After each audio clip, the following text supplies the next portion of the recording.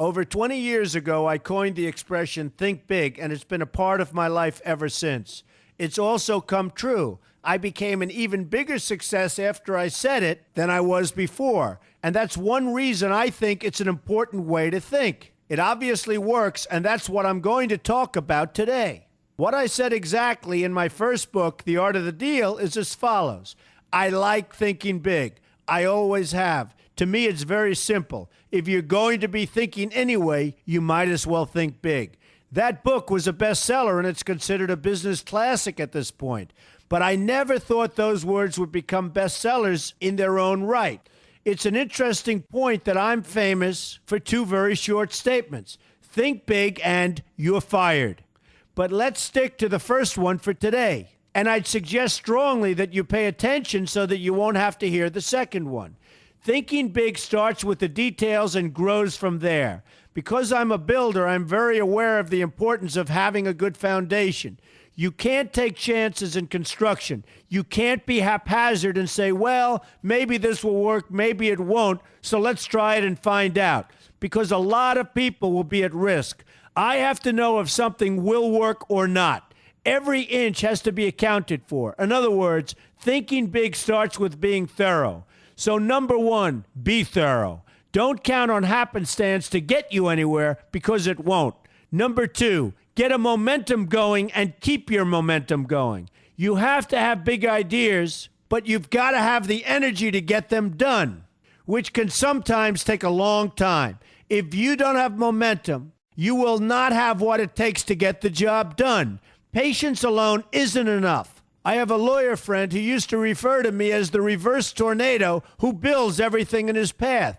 I always like that because it implies a lot of energy and a lot of momentum.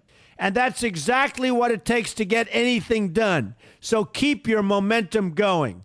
Number three, stay focused. You have to stay focused. The minute you lose focus, you will also be losing your momentum. They go together, and you will accomplish a lot more, even amazing things, if you make sure you keep these two things working together for you. I've seen very talented people literally go down the drain because they couldn't seem to keep their focus long enough to get anything done.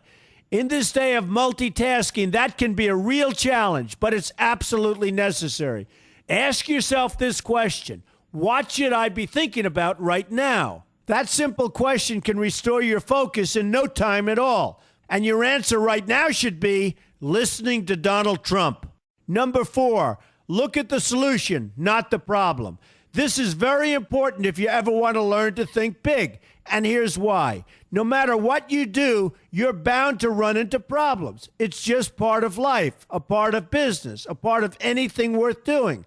If you let the problems get in your way, they'll become bigger than your idea was to begin with, and you will be a wipeout. No matter how bad things look, keep your focus on the solution, and you will be surprised how things can work out, and work out properly. One way I do this is to ask myself when confronting a possible problem, is this a blip or is this a catastrophe? A catastrophe is something like an earthquake, a tsunami, a war, and so forth, and a blip is everything else. Right away, you'll have the right perspective, and your equilibrium will be restored. So keep your focus on the solution. Number five, see opportunity for what it is, an opportunity. For example, why are you listening to me today? Curiosity? You like me? You don't like me? You want to learn? You have nothing else to do? You want to hear me tell you you're fired? I hope not, but whatever your reasons might be, they've brought you to a good place to get involved and to learn,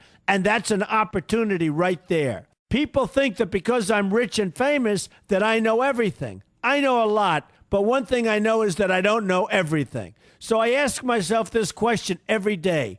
What can I learn today that I didn't know before? And you know what? I learn something new every single day. That's a big reason for my success, and the same thing can apply to you. Take the time to see today as an opportunity, and you'll be surprised by what can come your way.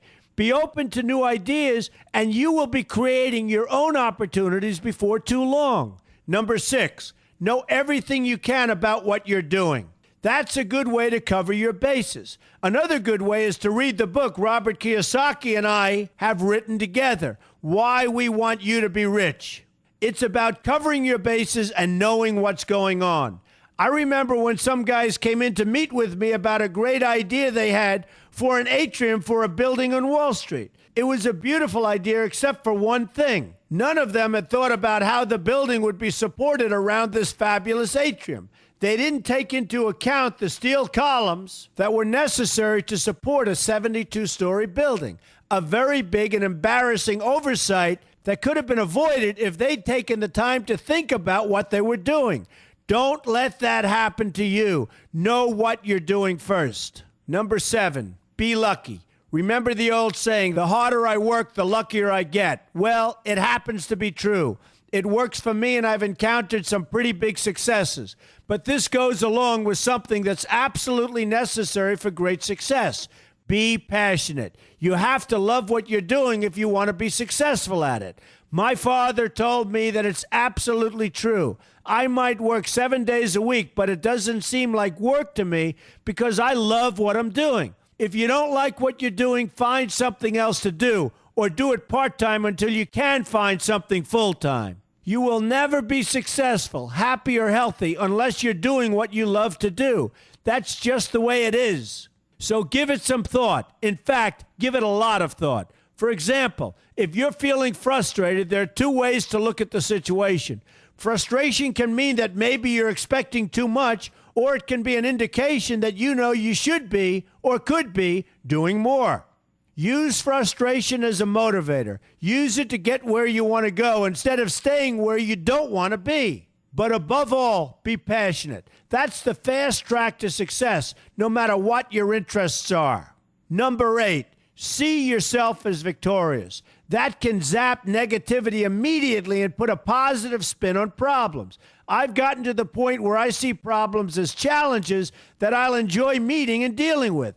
My point here is that no matter what you do, you will encounter problems. Why not see them as challenges instead and know that you are more capable of dealing with them? That's positive thinking with a realistic slant. When I go into negotiations, I keep an open mind to what may happen. But I can tell you that there's already a done deal attitude on my part. I've already thought the process through to the extent that I know everything will be better off if they agree with what I've come up with because I've taken both sides into account. I enter the situation with a victorious attitude, and I've had enough victories to know that this attitude works. Use it. Number 9, be smart. Know that you have something unique to offer because you do use the tools that are provided for you and remain open to new ideas. That's being smart. That's also where innovation comes from. Being smart means you know how to use what you've got. That doesn't mean there's nothing left to learn, but it means that you will have the ability to learn and move forward with success. And success is very important. Success is what you want. Just be successful. Believe me, you'll be happier. I know people who have had very few real advantages in life, and yet they've managed to become giant successes. They figured out how to use what they had, not to dwell on what they didn't have. I'm convinced that everyone has something useful to offer, and if you apply yourself diligently, you'll find that you have what it takes to succeed, and you're going to be a lot happier for it. Number 10, above all, never give up. Never, never, never give up. The only time you will be a failure is if you quit trying. Only losers quit. The biggest losers in the world are quitters. Winners keep on going. So whatever you do, never give up. My father always used to harp, never give up, son, never give up. Don't ever quit. I never want to see you give up or quit. Well, my father was a smart guy, and I listened to him. And remember, think big.